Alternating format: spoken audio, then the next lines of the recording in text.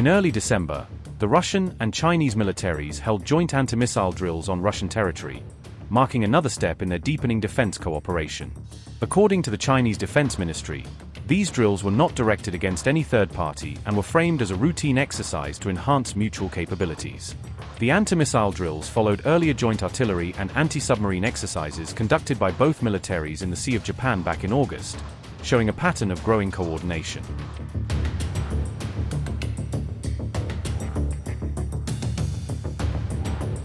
This latest drill comes amid a diplomatic spat between China and Japan over accusations that Chinese military aircraft used radar in a threatening manner over the East China Sea. Japan accused Chinese fighter jets of directing fire control radar at its aircraft over the weekend, an act that is considered highly provocative in military aviation. A fire control radar lock is one of the most threatening actions a military aircraft can take, as it indicates that the pilot is preparing to engage with missiles or guns. Such a move signals a potential attack and often forces the targeted aircraft to take evasive action, such as sharp turns or rapid descent, to avoid being hit.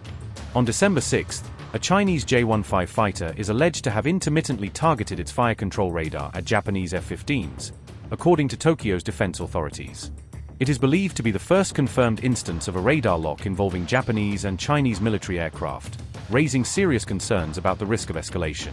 A Chinese spokesperson has refuted the claims, calling Japan's allegations inconsistent with facts and accusing Tokyo of exaggerating the incident for political reasons.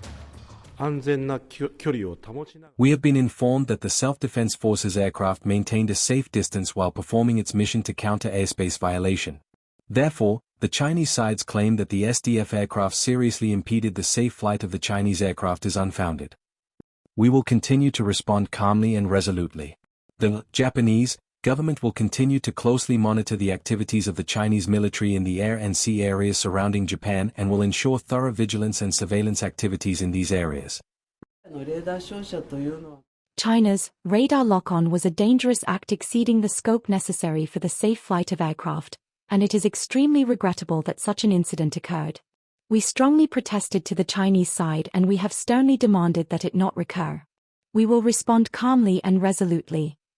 The incident is the latest in a series of rapidly spiraling tensions that began after Japanese Prime Minister Sanai Takeichi suggested Japan's military could get involved if China takes action against Taiwan.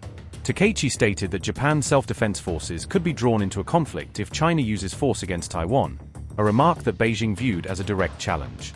After her comment, Chinese Foreign Minister Wang Yi warned that the remarks crossed a red line, stressing that Taiwan is an internal Chinese affair and that outside interference is unacceptable.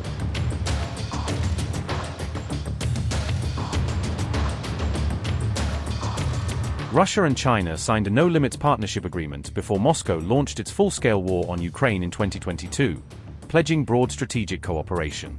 Since then, the two strategic partners have significantly deepened their military, economic, and diplomatic ties, conducting more joint exercises and expanding trade. Despite officially claiming neutrality in the Russia-Ukraine war, Beijing has become one of Moscow's critical lifelines, helping it withstand Western sanctions. The vice chairman of China's Central Military Commission said, and I quote, "We will comprehensively enhance the level of Sino-Russian relations, broaden their horizons, and strengthen their stability." Amid Western sanctions on Russia, China has supplied defense equipment and dual-use technologies while also purchasing large quantities of Russian oil and gas.